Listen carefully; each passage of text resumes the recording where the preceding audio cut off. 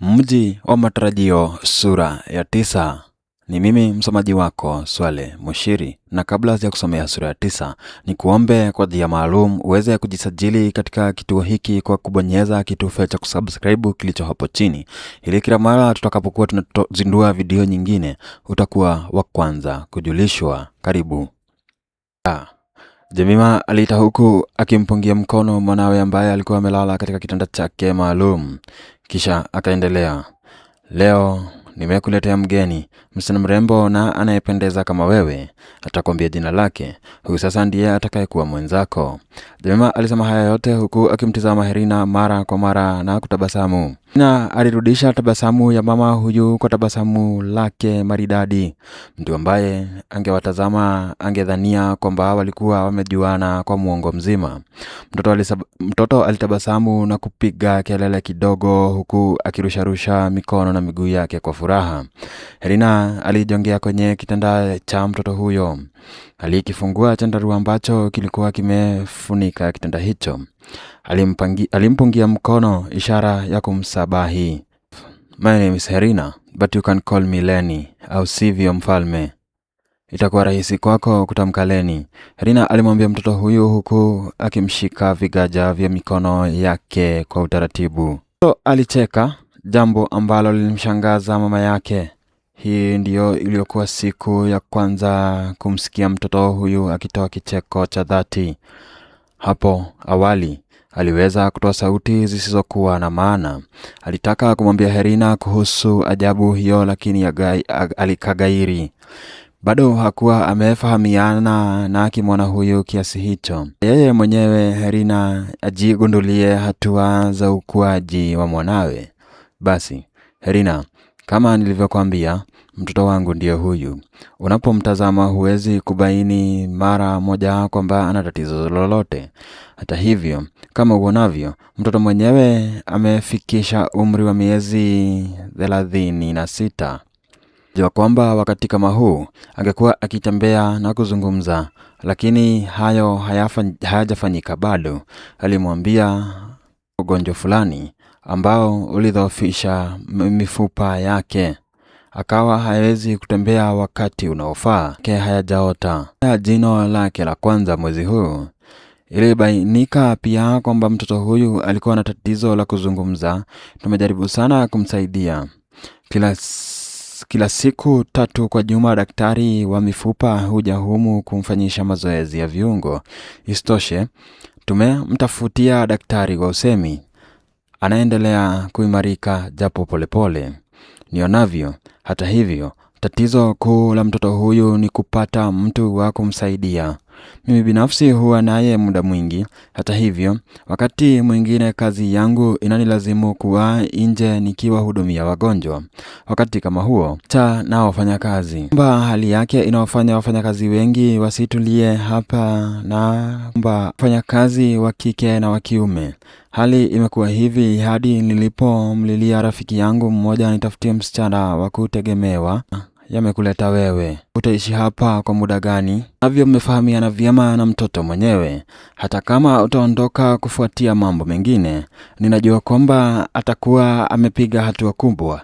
Jemima alitoa maelezo marefu. Maneno ya Jemima yalimtia Herina huruma nyingi. Mtoto huyo ambaye alinyimwa furaha ya kukuwa na ugonjwa asiyojua asili wala fasili yake. Alimhurumia mama huyu ambaye alilazimika kumwacha mwanawe mhitaji kwenda kuhudumia wagonjwa wengine, hata asiyowajua. Itabidi acheleweshe kumpasulia mbarika mama huyu kuhusu hali yake ili akisaidie kishujaa hiki kwa muda. Najua kwamba nikimwambia mama huyu kwamba niliacha masomo yangu, atataka kunirudisha shule yenyewe. Itakuwa dhuluma kwa mtoto huyu ambaye anahitaji usaidizi wangu. Tayari nimeshachelewa kujiunga na wenzangu shuleni. Kuchelewa kwa miezi kadhaa zaidi hakutanifisha. Niambia. Alikaribia zaidi kwenye kitanda cha mtoto Jeff. Alisimama bavuni mwa Jeff na kuendelea kuzungumza naye, kumketisha, lakini mama yake akamwambia kwamba asingeweza kuketi vyema. alichukua shuka na blanketi iliyokuwa karibu na kumzungushia mtoto yule. Alichukua shuka nyingine akaiviringa kiasi na kuiweka kwenye shingo ya Jeff. Alimketisha na kumshikilia kwenye shingo. Alichukua vikengele vilivyokuwa hapo na kumshikisha kwenye viganja vyake. Mtoto alivishika kwa nguvu. Helena alimpokeza. Alianza kuzungumza naye. Hey mfalme, uliniambia jina lako jingine ni nani? Sema. Mimi sifanyi urafiki na watoto wenye jina moja. Ukiniambia jina lako la pili, mimi nitakwambia langu. Mtoto alicheza na kucheka. Mama mtu alitazama haya na kujiambia, kweli mganga hajigangi. Mbona sijawahi kujafikiria haya? Helena alimgeukia Jemima ambaye muda wote huo alikuwa anawatazama tu. Alimwambia, mama, sidhani Jeff ana tatizo lolote kubwa. Ona, hata shingo yake ni imara.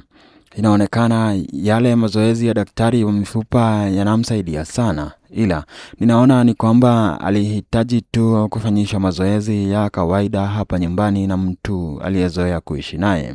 Sikiliza Helena huku akitikisa kichwa kama ishara ya kukubaliana naye. Kila alipozungumza msichana huyu, Jemima alizidi kuamini kwamba kulikuwa na mengi ambayo alihitaji kujua kwake.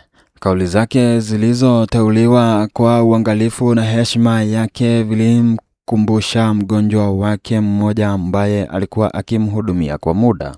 Kumuuliza Helena kama huenda alikuwa na jamaa kama huyo, lakini alijitahadharisha. Huko ni kumhangaisha Helena ambaye hakuwa hata amekamilisha saa 12 katika nyumba yake.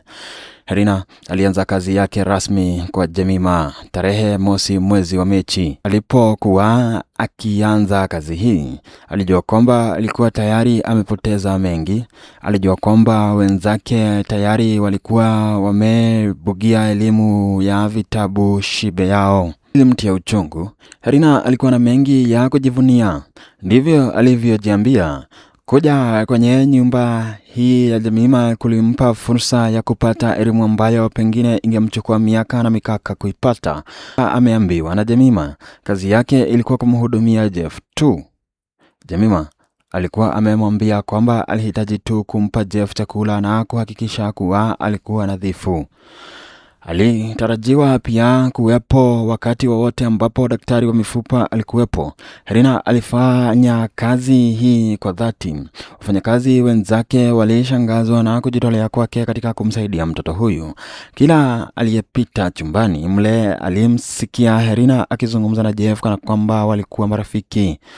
Kila baada ya kiamsha kinywa, wakati jua lilipochomoza, Helena alimpeleka Jeff huko nje. Hapo angemketisha chini kwenye kizulia maalum. Helena naye angeketi mbali kidogo. Angemuita Jeff aje huko alikokuwa.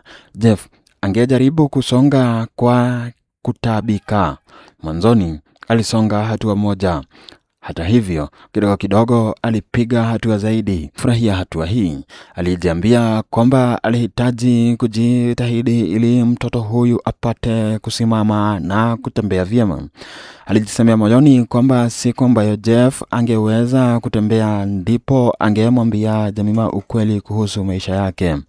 Alijua kwamba tangu aanze kazi yake, kuna mambo ambayo Jemima alikuwa anataka kujua kutoka kwake. Hata siku moja Jemima alimuuliza iwapo alitoroka shuleni. Alimwambia kwamba asiogope kumwambia kwa sababu asingeshtaki popote. Helena alisema kwamba hakuwa ametoroka shuleni. Hata hivyo, hakusema jingine lolote. Jemima alipoona kwamba Helena hakutaka kusema zaidi, alimwacha. Alijisemea moyoni kwamba siku moja ukweli ungedhihirika na uongo ungejitenga. Sasa Helena alianza safari ya kumfunza Jeff kutembea. Mfalme, Helena alimuita Jeff asubuhi moja. Unajua kiongozi wa nchi kama wewe sharti aweze kuwatembelea raia. Itabidi ujifunze kutembea. Ambaye alikuwa sasa ameanza kujaribu kutamka maneno yaliyoeleweka kutoka kwenye kizulia chake na kutamka, mama. Helena alicheka. alimwambia Jeff kwamba mama yake hakuwa na neno, angewakubali tu watembee. Helena alianza kumshika mkono Jeff na kumtembeza hapo chumbani. Siku zilipokuwa nzuri, Helena alimtoa Jeff nje na kumtembeza kwenye nyasi huku akimshika mkono. Alifanya hivyo hadi pale alipoona kuwa mtoto ameanza kuchoka. Polepole miguu ya Jeff iliimarika kutokana na mazoea hayo pamoja na yale ambayo alikuwa akifanyishwa na mhazigi. Jeff alianza kusimama dede na mwishowe kutembea vizuri miezi michache baada ya Helena kutoa mguu wake hapo kwa mwajiri wake. Jemima alikuwa anayatazama matukio katika maisha ya mwanawe kama filamu. Pamoja na kuwa yeye alikuwa daktari na alikuwa amewasaidia wengi, ni kana kwamba alikuwa ameanza kukata tamaa kumhusu mwanawe, hasa alipobainika kwamba hakuna aliyetaka kumlea. Kila siku alizidi kushangazwa na Helena. Alijifunzia wapi stadi za kuwatunza watoto? Alitaka kujua iwapo akina Helena walikuwa na mtoto mdogo nyumbani kwao. Helena alipomwambia kuwa ndiye aliyekuwa akitina mimba kwao, Jemima alishangaa sana. Hakuamini kuwa mtu asiye na tajriba yoyote ya ulezi angetenda miujiza aliyotenda Helena kwa mwanawe. Mwisho wa sura ya 9. Tupatane katika video hiyo nyingine kwa sura ya 10. Asante. Kwa msomaji wako, langu jina Swale Mushiri. Ningeweza kukuomba hivi sasa ujisajili katika kituo hiki kwa kubonyeza kitufe cha kusubscribe kilicho hapo chini. Utakuwa umejitambulisha katika kituo hiki, na kila mara tutakapozindua video nyingine utakuwa wa kwanza kujulishwa na hautapitwa na uhondo huu. Asante kwa sasa.